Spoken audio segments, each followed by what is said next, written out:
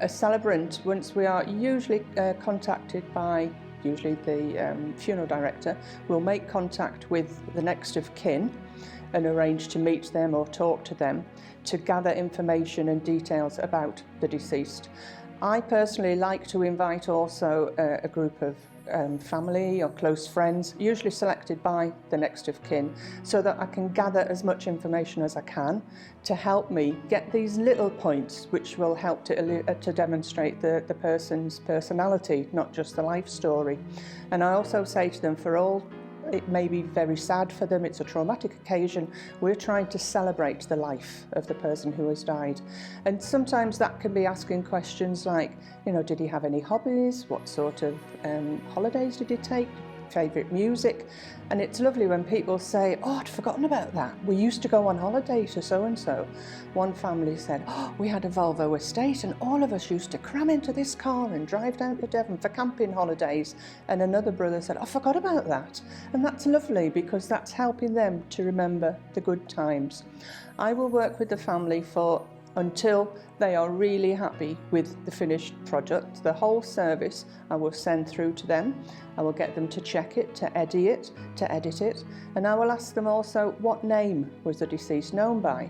If the name's Thomas, it's no good me referring to him as Thomas if he was known as Tom or Tommy, so it's important to speak as though I knew the person. I don't know the person, and I never make any suggestion that I did, but I try to put over a really good portrayal of their life.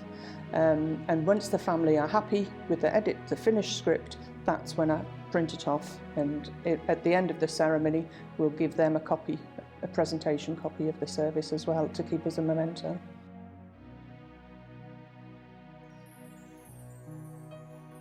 It tends to be the case. Funeral directors obviously can't use a lot of celebrants, so they tend to use the favourite ones and stick with them.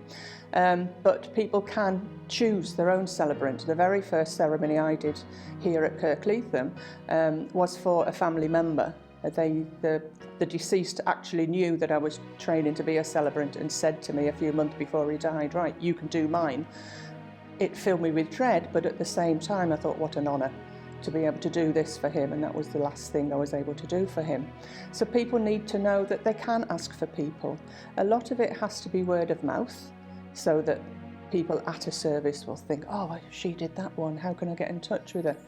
We're encouraged to have websites, Facebook, Instagram, but not everybody's technologically familiar.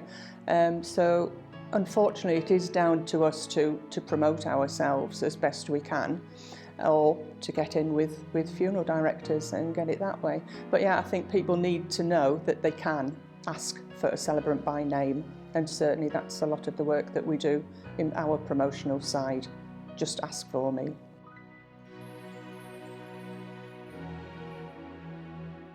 Well, again, it comes back to word of mouth. There are a lot of directories. There is a funeral celebrants directory, so as celebrants we're all encouraged to list ourselves on these directories. There is a celebrant directory in which you can list the different types of ceremonies that you will provide.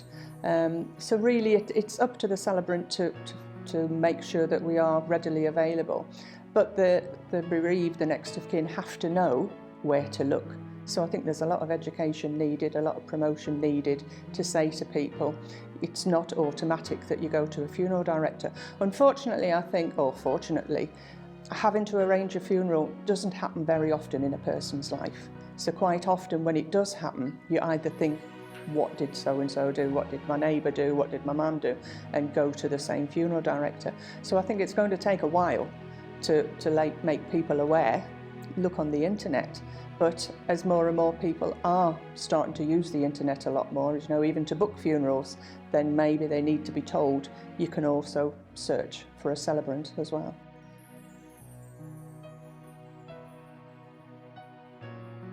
It's really, really rewarding when you know that you've worked with the family are happy with everything, and during the service you make eye contact, you can see, yes, they're sad, but they're agreeing with everything. There's nothing worse from personal experience than being at a service and the priest or the celebrant gets the details wrong, the name wrong, where they're born wrong, and that's terrible. So this is why we take time to make sure all the facts are right. And if you do it right, then we end up with a feeling of satisfaction, and the family are so grateful at the end because they'll know they've done the best they can. This is the last thing they can do for the family, for the next of the person who's died. So to know that they've given them a really good service and a really good eulogy which depicts their life, I think that's just a lovely thing to do. So it's really a lot of job satisfaction when you know you've done it well. And I haven't yet come across anybody who hasn't been happy with what I've provided because of the time we take to make sure everything's right.